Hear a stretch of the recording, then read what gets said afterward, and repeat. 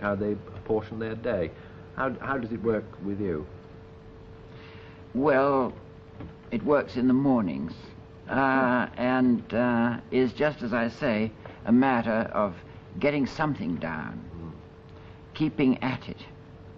Because I always feel that sooner or later, the unconscious part, the collaborator whom one never quite gets face to face with, will say, look, stop this, let me do it. I'll do it. You don't know how to do it. I'll show you. Are you resentful of any other forms of interruption? I mean, that's a very profitable kind of interruption, one from your own profounder self. But I mean, do you resent it if people come in the room, or? Oh, no, not a bit. No, I welcome any interruption, including the telephone. I often stop and talk for half an hour in the middle of a sentence. Do you set yourself a target of words ever? No.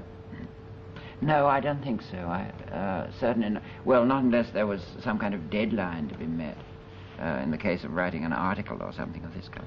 Does place have any effect on your, the energy of your response when you get down to work? I mean, does it matter whether you're in your own house or in an hotel room in America or in England?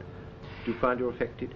I greatly prefer to be wherever I am at home, which now, of course, is in California, among my own things, particularly books, people's books, to have books around you. And I like to get up very often and sort of open some book, nothing relevant necessarily to the material, and just kind of take a swig at it, you know. I suddenly think I'd like to see how Henry James did that scene in so-and-so, you know. And I read it through. And I don't know what there is about this. I find this very stimulating.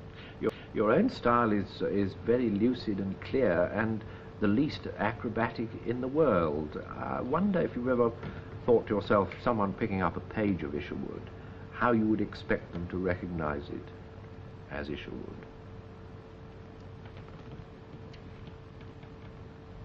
That's very difficult. I should think possibly by metaphors.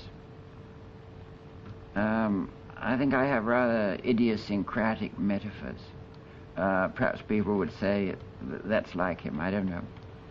You once said that, I've got it written down here, my books take me a long time to do, largely because until I get started, I don't really know what they're going to be about. That's very true.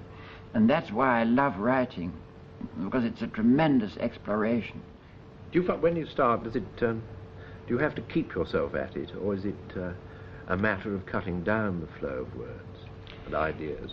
It gets much easier as it goes along, and it seems to get longer rather than shorter, because the resistance against writing causes me at first to be very terse.